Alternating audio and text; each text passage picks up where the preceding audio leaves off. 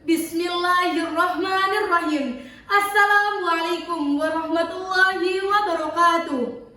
Alhamdulillahilladzi anzala ala 'abdihil kitab wa lam yaj'al lahu 'iwaja atamma nuruhu wa adharul haqqa bil haqq. Asyhadu an la ilaha illallah dzul 'arsy rafi'ud darajat hakimun khabirun awjada ala muradihil kainat.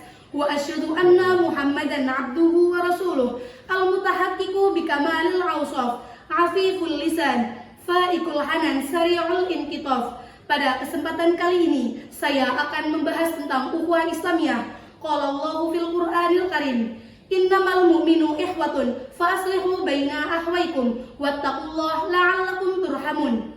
Artinya, orang-orang beriman itu sesungguhnya bersaudara. Sebab itu, damaikanlah antara kedua saudaramu itu dan takutlah terhadap Allah Subhanahu wa Ta'ala supaya kamu mendapatkan rahmat.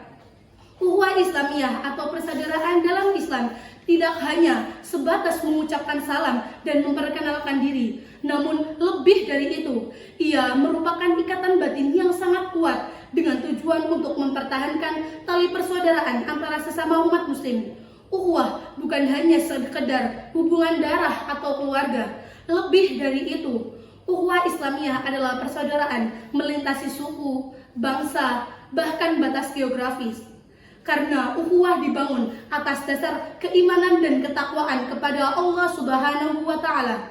Ukhuwah Islamiyah identik dengan kisah sahabat Rasul, para kaum Muhajirin dan Ansor. Seperti yang kita ketahui bahwa Rasulullah SAW berdakwah di kota Mekah selama 13 tahun dan dakwahnya mengalami cobaan yang sangat luar biasa, dari mulai penolakan dakwah Nabi dan penganiayaan budak sampai datang masa Rasulullah melanjutkan dakwahnya di Yathrib, Madinah. Rasulullah SAW melakukan hijrah bersama kaum Muhajirin dan disambut oleh kaum Ansor di Madinah. Pada saat itu, kaum Muhajirin menghadapi kesulitan yang sangat luar biasa. Mereka pergi ke suatu tempat yang tidak dikenal dan tidak pernah didatangi sebelumnya ketika hijrah. Mereka meninggalkan semua hartanya dan bendanya serta orang-orang yang dicintai karena Rasul dan Allah Subhanahu wa Ta'ala. Teman-teman yang dirahmati oleh Allah, pada saat ini juga terlihat betapa hebatnya pengaruh nilai iman di dalam diri kaum Ansor yang bersedia membantu para saudaranya kaum Muhajirin yang bahkan belum pernah bertemu sebelumnya.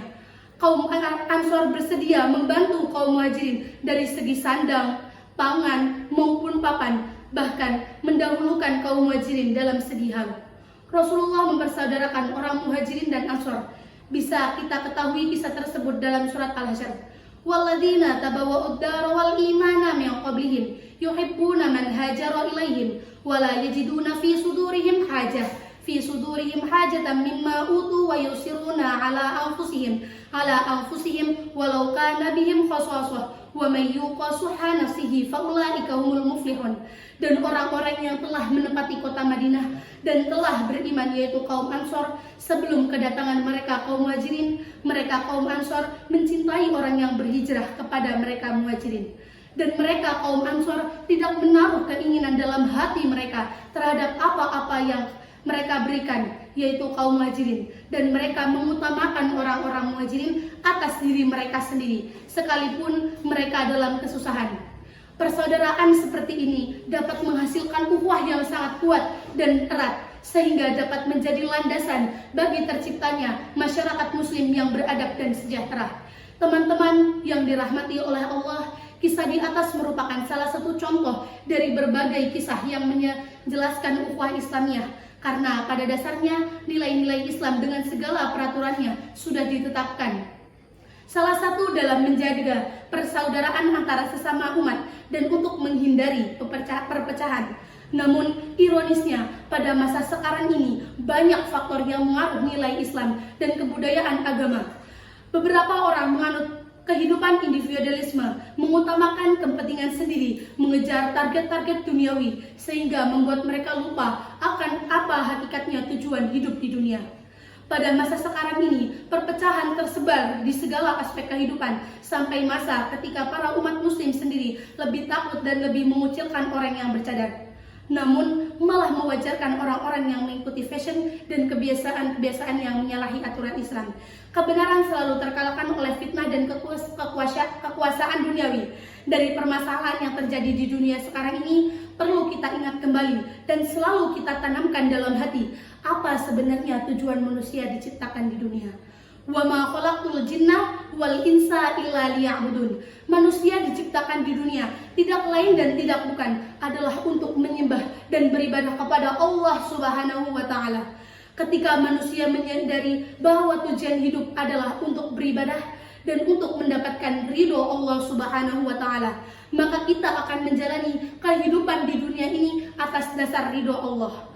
Dengan begitu, kita akan terjauhkan dari perilaku-perilaku yang menjauhkan kita dari kebenaran, perilaku yang mengedepankan hawa nafsu duniawi.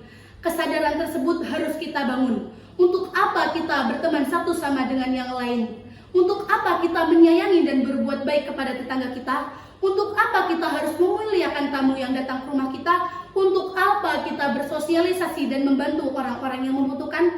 Semua itu harus dilandasi atas dasar nilai iman dan ketakwaan kepada Allah Subhanahu wa taala. Mungkin cukup sekian yang dapat saya sampaikan. Terima kasih. Wassalamualaikum warahmatullahi wabarakatuh.